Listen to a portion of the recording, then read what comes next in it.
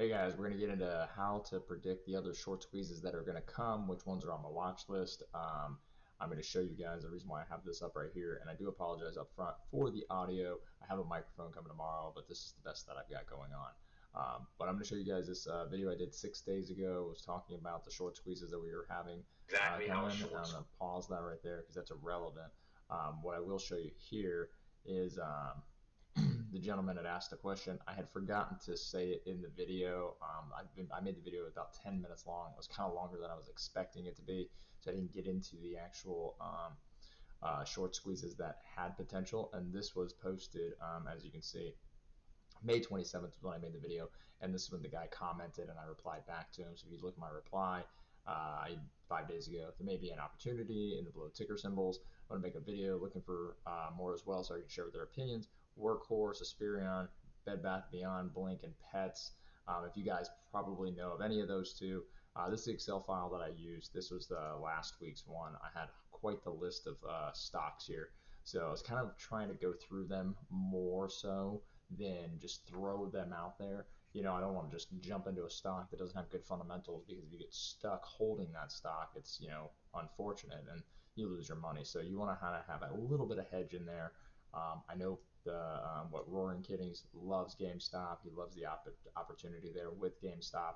You have AMC, the movie theaters coming back alive. So there is opportunity with that as well.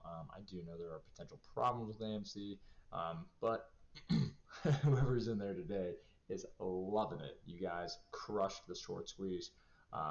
Who knows how much more there is to come at this point. And if you look at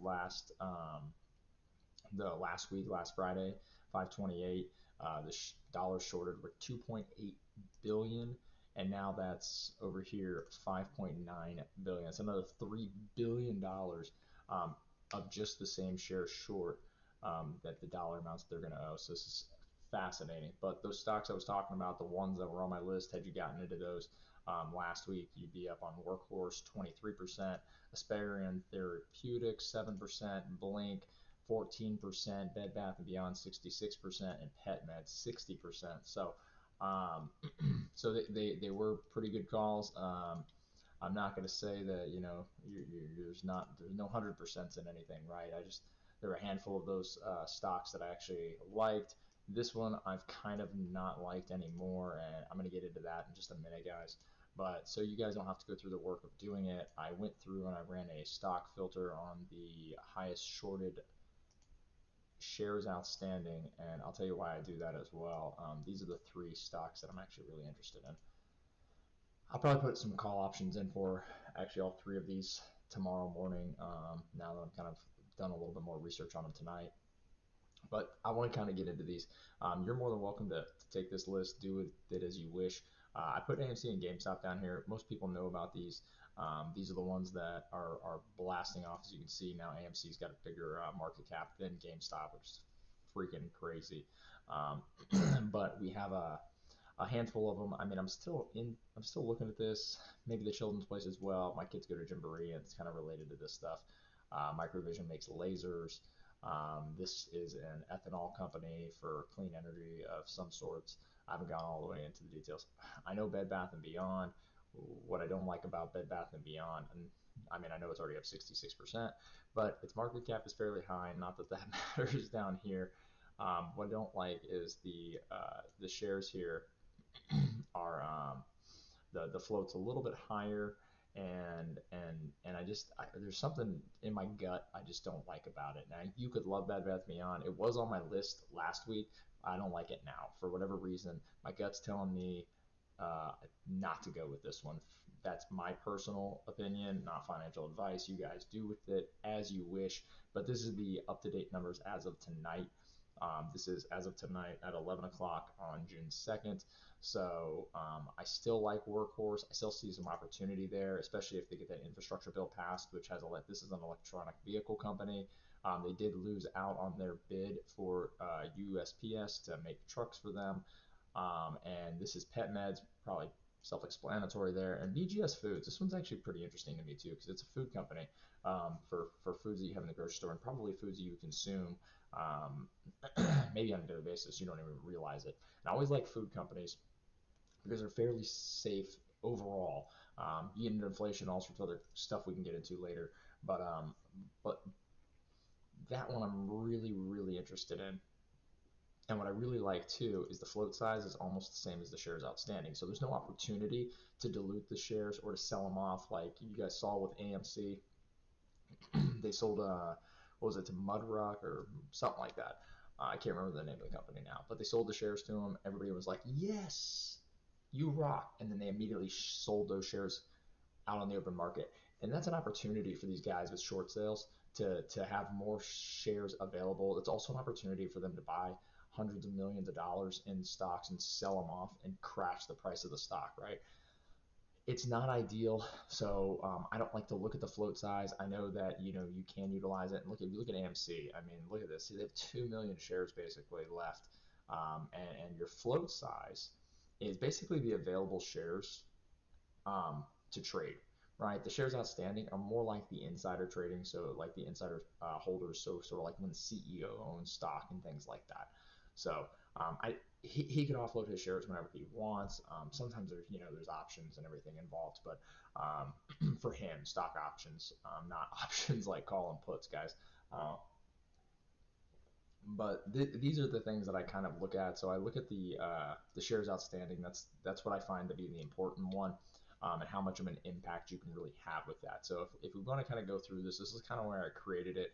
You can see what's going on over here. I have these highlighted in green as the best, to down to basically no color for not the worst, but in terms of ranking. So what you really ideally you'd want something like this. It's like mostly green across the board. These guys right in here. But the problem that I have, and I guess I'll clear that up right now because there's a lot of red on this board. Um, is I don't like medical companies. So I don't like pharmaceuticals. I don't like any kind of medical company. And it's not that I have a problem with medical companies in general. What I do have a problem with, the problem I do have, is a lot of the times um, they're they're awaiting some sort of trial on a drug, or they're working on some sort of let's say cancer treatment or something like that, and it's very very hit or miss. And I don't like to like a business like that. I don't fully understand it. In terms of I don't understand the research that's going on. I don't understand how long this type of research takes. Um, Something like pet medications, it's an online pet thing. I can get it, right? It's like something like BG Foods, right? I get it. Okay, they sell food products. It's easy for me to understand. I'm a simple person. Beyond Meat, they sell non-meat stuff, right? Vegetarian, vegan type of stuff. That I can understand. I can wrap my head around it, and I like to buy things that I can at least understand.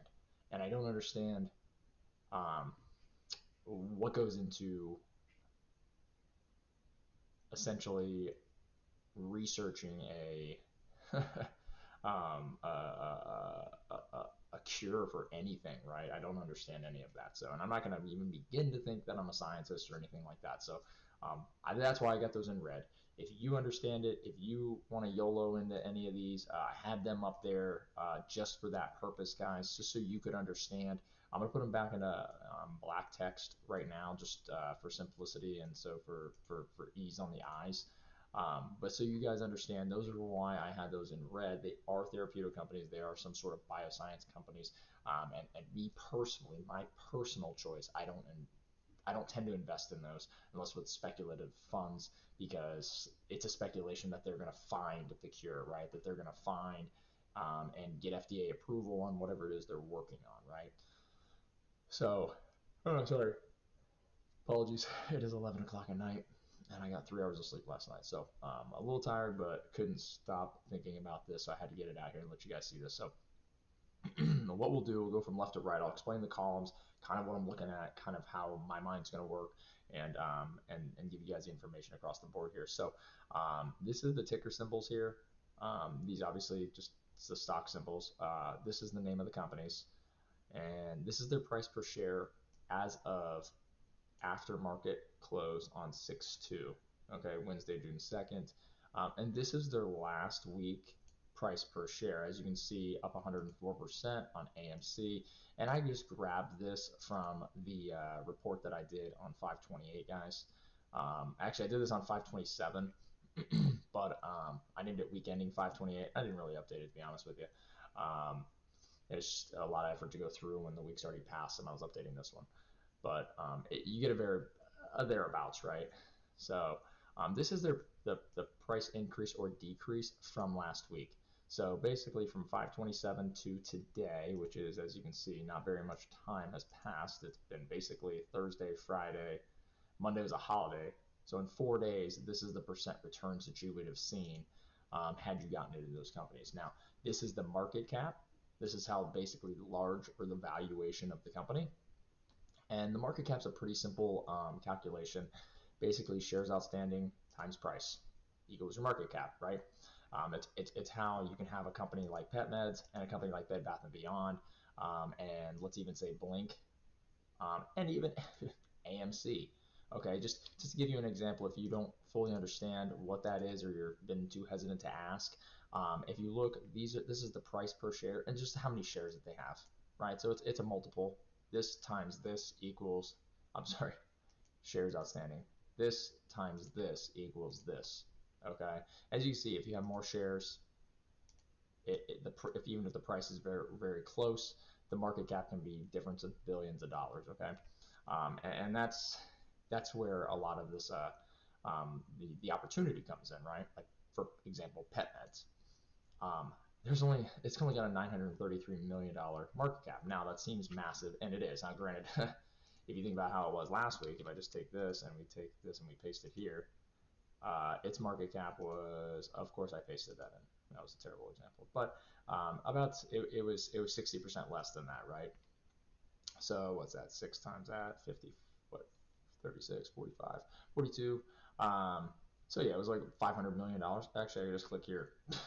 Duh. It was 575 million.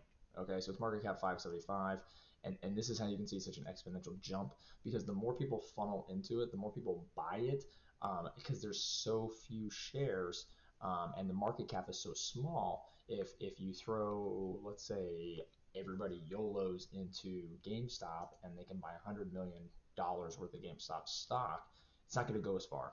You know, you're not going to go as far as $100 million in this company is over 10%, you know, and here it's a fraction of that amount, right? So that's where the lower cap stocks I like. That's why I like Workhorse. That's why I like PetMeds, and it's why I like B&G Foods, right?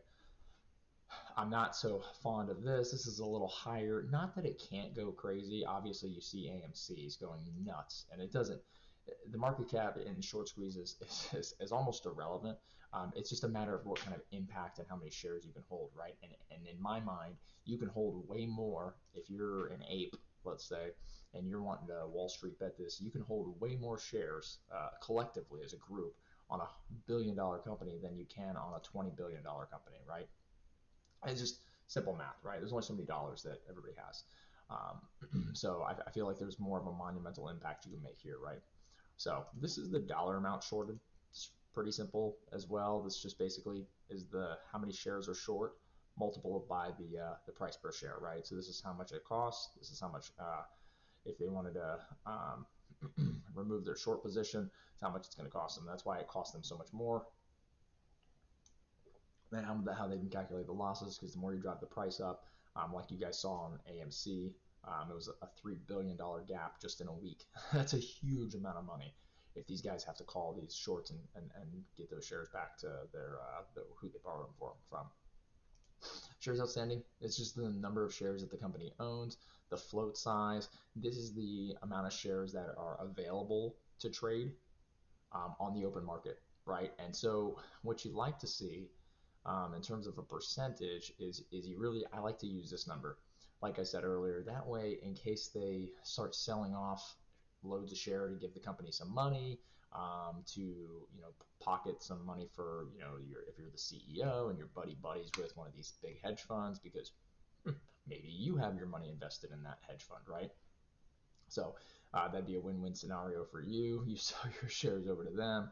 And so this is kind of the float size versus the outstanding share size. A lot of people use the float because you can impact it, and as you can see too, it's not that you can't short squeeze on the float. Obviously, GameStop is doing it, no problem.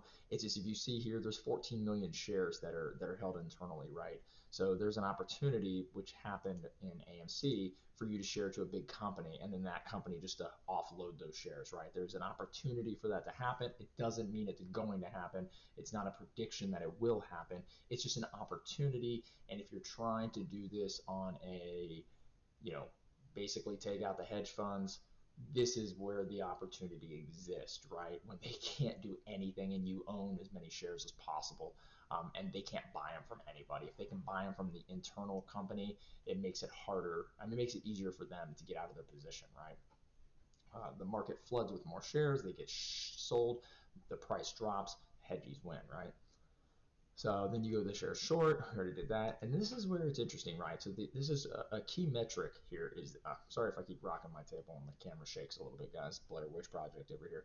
Um, is the average daily volume. So the average daily volume is is how many shares are traded. Now, obviously, the more that you guys start trading these shares and you start buying them, and obviously the price goes up at AMC. You can check and see the average daily volume. The average number of shares for AMC was 157 million um, as of what I checked this afternoon.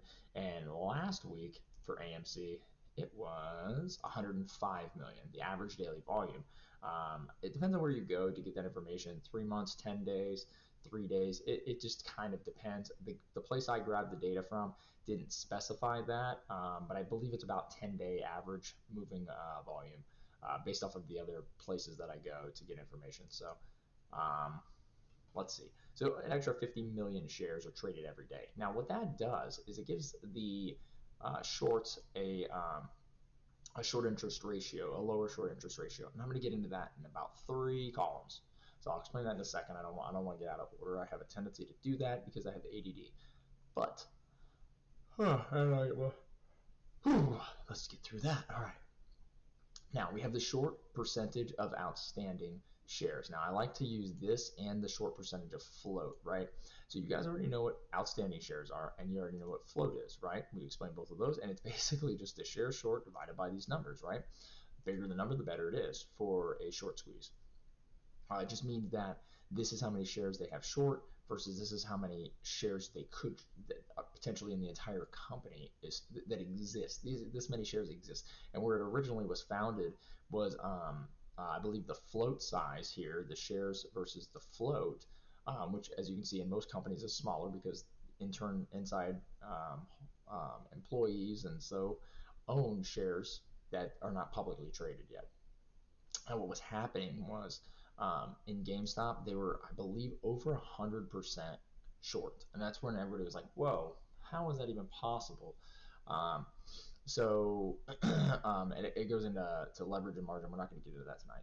So this is a good indicator. It gives you both indicators, just depending on which one you prefer to use, which however you value the information. I wanted to provide all the information for you so that you had it. And this is basically the percentage of float. Okay, so higher the better, right? So the higher it is, that means that there's the more shares you buy, the more shares you hold, the less they can buy from other people, and the more they have to buy back. And so that's basically coming all the way down here. And really anything over 5 to 10% is rather large. So as you can see, getting up here in the 30s is massive. And that's why these companies here at the top really took off. And you still see even down here, you're at 20 in the 20s with these GameStop and AMC stocks. And it's also why I'm not really a huge fan of BlackBerry, if I'm being honest with you guys, in terms of the potential for the short squeeze. I know its price is smaller, and it's a psychological thing, and that's why I really like Workhorse, because its price is smaller. People can get into it cheaper right now versus buying one share of PetMeds or this or any one share of GameStop or this, right? For GameStop, somebody double their money on GameStop, it psychologically has to go up on $280, which is like 560 bucks, right? Where psychologically, it's kind of the argument with Bitcoin as well. It is psychologically, if you're at $11, you can buy, how many of those? 28 almost. shares for the same price of one GameStop, and this has to go to $22 for somebody to double their money. Plus, the market cap could go up, 20x. Okay, this could be $200 a share, and how much were you able to get in versus this? And there's a big psychological factor, and most trading is psychological and emotional, right? So if you understand that, you'll do so much better in trading if you understand the emotions and the psychology of things. So the fundamental and technical is cool, but I think there's not as much credit given to the psychological and the emotional, and I think it's super key. So so here you are, you get the short interest ratio. Now this is how many days, okay, if they bought every share traded, how many days it would take them on average to cover all their shorts, to buy all these shares back. It's like, oh, they all of a sudden say, oh my goodness, we need to get our shares covered. We're short. We're going broke. The stock is rising. We need to sell. We need to buy all these shares so we can cover these shorts, right? So they have to buy 47 million shares. But if there's only 13 million shares traded on average a day, that means that it's going to take them 3.5 days almost of buying every share traded, right? Obviously, it goes up and down. This number goes up and down, but it's an average. It's a gauge, right? It's just an indicator. And so what I actually like to put in over here is trading weeks. Okay, so you can kind of understand how many shares they'd have to buy. And so as you get into something like here, like Spearmint Therapeutics, I'm not going to go to that one, but if you look at something like Bed Bath & Beyond, 7.6. Okay, that's 7.6 days of buying. But there's only 5 trading days because the weekends don't count because you don't trade on the weekends. So it's 1.5 weeks. So for 1.5 weeks, they'd have to buy every share traded on average in order to cover the short position, right? This is why I believe Bed Bath & Beyond is spiking up. And this is also another reason why I like these two right here. Look at this. This is almost 3 weeks of every share. It's what, 2.5 weeks and 2.74 weeks of every share that on average that's traded, they have to buy, right? That's how 13 days in this. I mean, you get down here, this one's ridiculous, but it's 4.2 days, but it's kind of a low volume one.